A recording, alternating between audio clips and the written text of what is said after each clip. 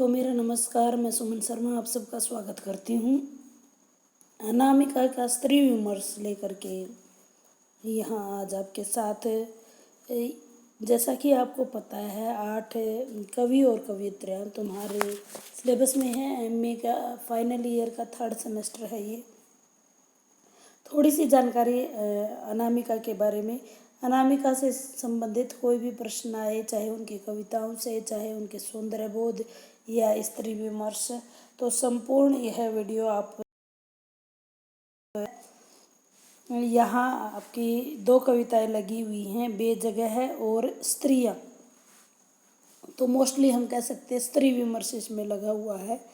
अनामिका जो कि समकालीन हिंदी कविता में महत्वपूर्ण कवयित्री हैं। उनका जन्म 1961 में बिहार के मुजफ्फरपुर जिले में हुआ है।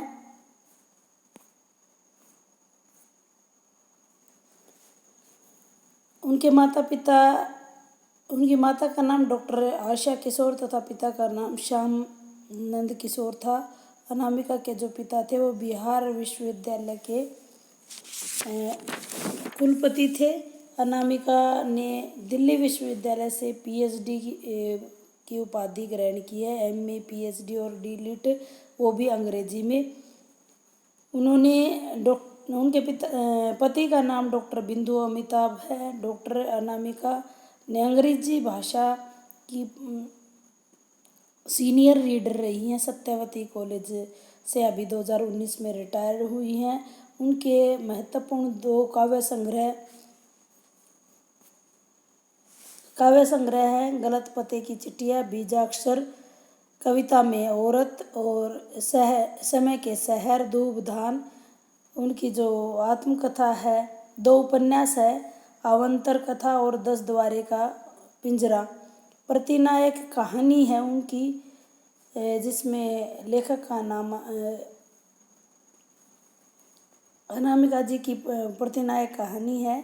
2 संस्मरण भी है उनके। एक ठो शहर था, एक थे शेक्सपियर। उन्हें महत्वपूर्ण पुरस्कार भी मिले हैं। राजभाषा परिषद पुरस्कार मिला है, साहित्य सेतु उन्हें पुरस्कार मिला है। और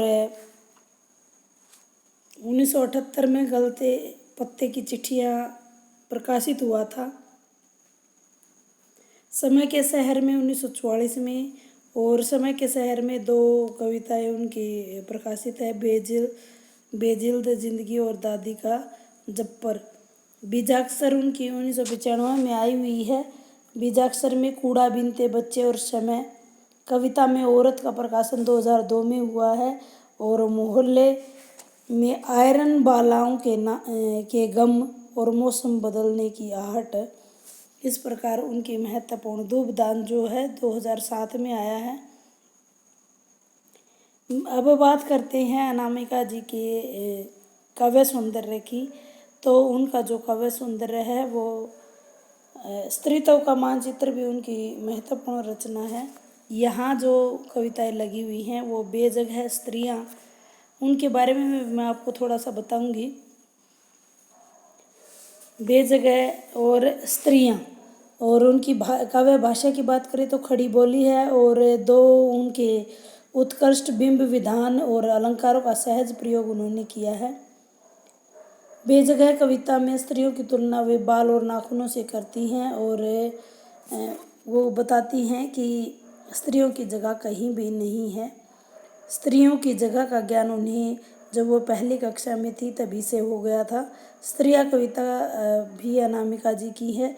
उसमें वो बच्चों की कटी फटी उस कागज़ की तरह स्त्रियों को बताती हैं जिसमें चना जोर गरम बेचा जाता है, जिस लिफाफे में रखने के काम आता है। स्त्रियों के अनुसार पुरुषों द्वारा स्त्रियों को किस प्रकार पढ़ा जाना चाहिए, जिस तरह वो बीए करने के बाद अपनी पहली नौकरी के लिए विज्ञापन को पढ़ते हैं, तो इस प्रकार अनामिका जी स्त्रियाँ कविता में कहती हैं कि स्त्रियों को ना ढंग से पढ़ा जाता है, ना देखा जाता है, ना ही उनको समझा जाता है। तो वो अनुरोध करती हैं कि जिस प्रकार बीए के बाद जब प्रथम विज्ञापन आप जितने ध्यान से पढ़ते हो तो उतने ही ध्यान से स्त्रियों को पढ़ना चाहिए। जैसे वो फिर बताती हैं कि जैसे ठिठुरता हुआ आदमी बहुत दूर जलती हुई आग को देखता है। स्त्रियां कविताओं के माध्यम से वो बताना चाह रही हैं, ठिठुरते हुए आदमी को जलती हुई आग की उम्मीद होती है, उसी प्रकार स्त्रियों को देखा जाना चाहिए। स्त्रियां कविता में स्त्रियों को समझने के लिए उन्होंने कहा जैसे नई नई भाषा सीखने के लिए जितना मनुष्य प्रयत्न करता है उतना ही प्रयत्न स्त्री को समझने के लिए करना चाहिए। स्त्रियों द्वारा पुरुषों से इस आग्रह का क्या परिणाम निकलता है, उन्हें ठीक से पढ़े, देखे, सुने, समझे तो पुरुष स्त्रियों पर दुष्चरित्रता का आरोप लगाने में अपने आप को कम समझेंगे, आगे जाएंगे। कवित्री पुरुष प्रधान स्त्री की कोई बात सुनने, उसके अस्तित्व को स्वीकार करने के लिए तैयार नहीं है। यदि कोई उसे असलियत बताने की चेष्टा करता है तो वो महिलाओं के चरित्र पर सवाल खड़े करके उसे निरुत्तर करने का प्रयास करते हैं। स्त्रियों द्वारा पुरुषों को ठीक से पढ़ने, सुनने, देखने, समझने की का अनुरोध जो है यहाँ पर कवित्री करती हुई नजर आती है और स्त्रियों की अस्तित्वहीनता का परिचायक भी इस कविता के माध्यम से हमें कवित्री दिखाई देती है। अब रही बात उनकी ए जगह वाली कविता की। ए जगह कविता भी इनकी सुप्रसिद्ध कविता है। प्रस्तुत खुरदरी हथेलिया जो कि 2007 में आया था, उसमें यह कविता संकलित है और पितृसत्तात्मक समाज में अपनी अस्मिता को तलाशती स्त्री की पीड़ा और वेदना की अभिव्यक्ति बेवजह में हुई है। 21वीं सदी होने के बाद भी उसका ना कोई घर है, ना ही समाज में कोई जगह। वह हमेशा अपने आप को बेजगह खड़ी पाती है। कटे हुए नाखून और कंघी में फंसकर आए हुए केसों में एकदम बुहार दी जाने वाली स्त्री की स्थिति होती है। ताज्जुब की बात तो यह है कि कानून प्रावधान होते हुए भी लड़कियां पिता के घर संपत्ति का अधिकार होते हुए भी वो अपनी संपत्ति मांग नहीं सकती हैं। समाज उसे स्वीकारता नहीं। अफसोस की बात तो यह है कि लड़का लड़की अलगाव का यह भेद जन्म से ही शुरू हो जाता है। घर, परिवार, समाज विभिन्न स्तरों पर लिंग भेद को व्यक्त करता है। स्त्री की बेजगह करार देने की प्रवृत्ति का पर्दाफाश करती हुई ये कविता है और अनामिका जी ने स्त्री विमर्श पर यह दृष्टिगोचर होती हुई नजर आती है। यह बात कर रहे थे हम उनकी बेजगह कविता की। उन्होंने स्पष्ट कर दिया कि संस्कृत काल में श्लोकों में स्त्रियों की तुलना कटे बाल और नाखूनों से करना स्त्रियों की अस्तित्वहीनता और उसकी अमहत्व का परिचय देती है। कवित्री स्पष्ट कर देना चाहती कि हमारा जो समाज है वो पुरुष प्रधान समाज है और इस समाज में स्त्रियां अस्तित्वहीन हैं और स्थानहीन हैं, बेजगह हैं। इसके अलावा जो इनकी काव्यगत सौंदर्य है, जैसे आपको स्क्रीन पे दिखाई दे रहा है, स्त्री विमर्श की कविताएं इन्होंने लिखी है। शोषण के खिलाफ आवाज़ भी उठाई है। उनका देखने का नज़रिया प्राकृतिक सौंदर्य बोध भी उनकी कविताओं में हमें दिखाई दिया है। मानव बोध से संबंधित बातें भी उन्होंने लिखी हैं और वस्तुगत तथा कलात्मक सौंदर्य भी उनका सराहनीय रहा है। उनकी कविता में जिस प्रकार की भाषा व्यक्त होती है उसमें सरलता, व्यवहारिकता, सीधापन, बोलचाल के शब्दों का प्रयोग है। आसपास के घरेलू वातावरण को उन्होंने दर्शाया है। दरिया, आरसी, तमाशा, अमृतिया, ठक ठक, लहरी शब्दों का प्रयोग उनकी भाषा में हमें देखने को मिलता है। बिंब योजना भी उनकी बहुत ही शानदार है। जैसे चाक्षु बिंब, सर्वय बिंब, बहुत सारे बिंबों का उन्होंने प्रयोग किया है। प्रतीकों के ऊपर भी उन्होंने ध्यान दिया है। जैसे आपको ए जगह कविता में देखने को मिला है, तो ये प्रतीक उन्होंने प्रयोग किए हैं।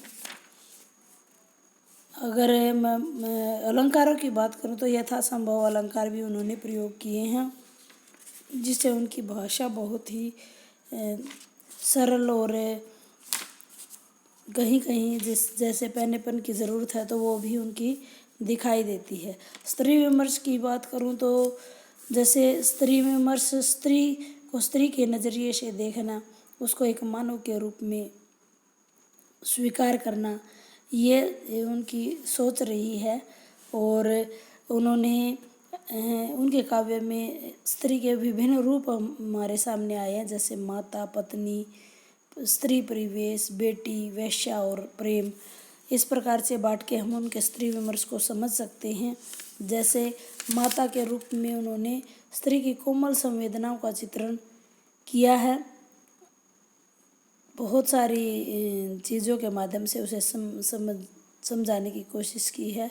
हाथ से बुने स्वेटर, घरेलू मसाले, घी, 56 तरह की मिठाइयाँ, कढ़ी हुई जाने कितनी साड़ियाँ, 20वीं शताब्दी के पूर्वार्ध में बंगाली नायिका जैसे लेसदार ब्लाउज, घर की कई पुरानी किताबों, पांडुलिपियों को समेट कर हर बार ले आती और जब तक रहती सिर झुकाकर कुछ न कुछ करती रहती, क्या मैं भी बन पाऊंगी कभी ऐसी माँ। इस प्रकार की उनकी अपनी माँ के माध्यम से वो दिखाती हैं। नारी के विभिन्न रूपों में से हमेशा स्नेहमयी माँ, पत्नी और कठिनाई से संघर्ष करती हुई स्त्री है। इसके अलावा कभी वह प्रेमिका बनकर, कभी वेश्या के रूप में देखी जाती है। अनामिका ने स्त्री के विभिन्न रूपों का प्रस्तुतिकरण किया है। स्त्री की जिंदगी, मनोदशा, उसकी स्थिति तथा संपूर्ण जीवन का चित्रण उनकी कविताओं के माध्यम से हमें देखने को मिलता है। उन्होंने नारी को संबोधित करते हुए श्रद्धा का मुकुट श्रेष्ठ कहकर संबोधित किया है। अब प्राकृतिक सौंदर्य की बात करें तो उन्होंने प्रकृति के विभिन्न रूपों की, चाहे वो आलंबन रूप हो, चाहे उद्दीपन रूप हो, सभी की पूजा उन्होंने की है। वस्तुगत और कलात्मक सौंदर्य की हम बात कर चुके हैं। और रहा राजभाषा परिषद पुरस्कार उन्हें 1987 में मिला। इसके अलावा भारत भूषण पुरस्कार 1995 में, साहित्य सम्मान 1997 में, गिरजा कुमार माथुर सम्मान 1998 में, परंपरा सम्मान और साहित्य सेतु सम्मान 2004 में मिला है। इस प्रकार उन्होंने आलोचनाएं भी की हैं, अनुवाद के क्षेत्र में भी कार्य किया है और गद्य विमर्श पर भी उन्होंने लिखा है। स्त्रीत्व का मानचित्र, मन मांझने की ज़रूरत, पानी जो पत्थर पीता है, मौसम बदलने की आहट, स्त्री विमर्श की उत्तर गाथा, स्त्री विमर्श का लोक पक्ष इत्यादि बहुत ही महत्वपूर्ण कार्य उन्होंने किया है। स्त्री शोषण के खिलाफ उन्होंने आवाज़ उठाई है। कहती हैं कि हंसती हुई दिखाई देती वे हर रोज़ टीवी में, सारे मुख्य पृष्ठों पर, चौराहों पर पीट कर निकाली हों घर से, तो जाहिर नहीं होने देती नए ज़माने का घूंघट। उनके चेहरे पर देखने से आपको पता नहीं लगेगा कि उनकी स्थिति कैसी है। सारे दुखों को अपने अंदर समेटे हुए हैं। हमारे देश में दमित, पीड़ित, प्रताड़ित, गिरे संवरते जीवन संघर्ष करते स्त्री का चित्रण करने में अनामिका जी की महत्वपूर्ण भूमिका रही है। वो समकालीन नारियों के बिखरे बालों को खींचते, दांत किटकिटाते, मौन धारण करते हुए नारियों का चित्रण अपनी कविताओं के माध्यम से दिखाया है। जिस प्रकार से महादेवी वर्मा ने दुखित, पीड़ित नारी को समकालीन समय में नए तरीके से चित्रित किया था, उसी प्रकार अनामिका जी ने भी अपनी कविताओं के माध्यम से उनके कोमल भाव, विवेक, संवेदनशीलता के कारण वो जानी जाती है। उम्मीद करती हूँ आपको वीडियो पसंद आएगा। धन्यवाद।